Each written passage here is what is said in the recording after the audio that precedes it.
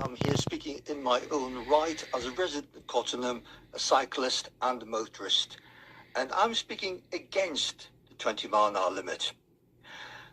Now, I've heard the arguments, but I've also heard that the majority, if I heard it correctly, the majority of people who responded did not want this 20-mile-an-hour limit. I don't believe it will increase road safety. I don't believe it will reduce accidents or injuries. I don't believe it's necessary. And I think we're not only slowing down the village, we're slowing down the economy. So I hear people asking, well, how can reduce the speed limit at 20 miles an hour not reduce injuries? Well, I'll give you an example straight away. An airbag on a car, on most cars, don't go off at 20 miles an hour. You've got to be doing about 25 to 30 miles an hour before an airbag goes off. So I'd feel a lot safer driving knowing that airbag's going to go off if I was unfortunately in a collision. So 20 miles an hour, right, okay, it's bound to reduce accidents, it's bound to increase road safety. Well, not according to the University of Cambridge, and I've got the article if you want to see it. They concluded reducing speed limits from 30 to 20 miles an hour had, in quotes, little impact on road safety. And that was a joint study by Cambridge, Belfast and Edinburgh University. And that was mirrored in a study by the Journal of Epidemiology and Community Health. Now, they said our findings showed that the city centre 20-mile-an-hour intervention had little impact, same words, on long-term outcomes, including road traffic collisions, casualties and speed. All that's happening here is there's been no increase in safety and just an increase in inconvenience. You know, when you're driving down the road, not everyone travels at the limit. Some people go under the limit. So 20 miles an hour, you can get frustrated motorists overtaking. And if they do that, that's definitely going to increase the chances of an accident or chances of hitting a pedestrian walking in the road. I mean, I've lived in Camborne before I moved to Cottenham, and they introduced a 20-mile-an-hour limit. I had never seen a road traffic accident in Camborne until they introduced the 20-mile-an-hour limit, and since then I've seen several. So I drive through Cottenham anyway, I have to. I live right at the top of the high street.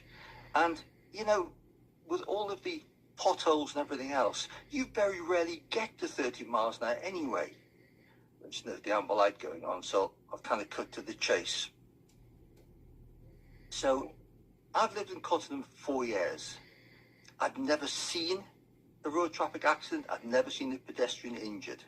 Now, in the papers issued by the council, there's only been 2 serious accidents in the past 4 years, and reading the details, I don't think that they would be changed by a 20-mile-an-hour limit.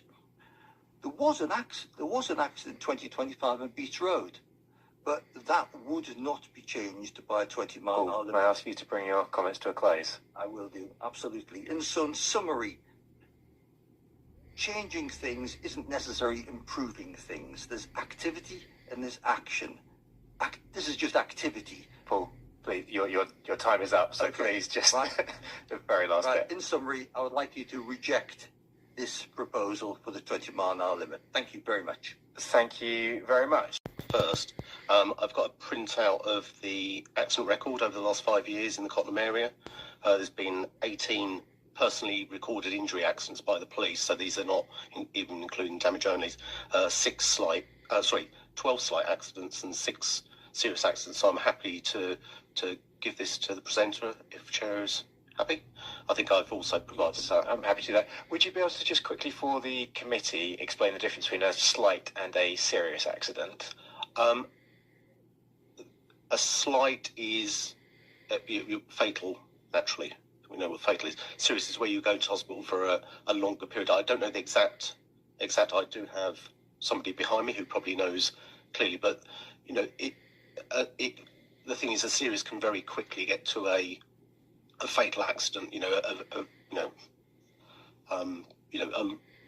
Breaking bones, breaking a hip could easily get to a fatal in certain people. So, sorry, I can't be more clear than that. That's okay. Thank you very much. Hang on. Microphone on. Sorry, Chair. A slight collision involves minor injuries like sprains, bruises and whiplash, while serious collisions involve severe injuries such as fractures, internal injuries and severe cuts and conclusions. And the hospital stays a potential death within 30 days, so that's the difference between a slight and a serious. Thank you very much for that. Sorry, I just thought that was useful clarification given the number of serious accidents reported. Could you just, Councillor Braddon? thank you. Could I just ask through you, Mr. Ling, to just remind us over what period were those numbers that you gave us? Yes, Chair, that was from the 1st of January 21 to the 15th of January 26. So that was 18 accidents, 12 slight accidents and 6 serious accidents. Thank you very much.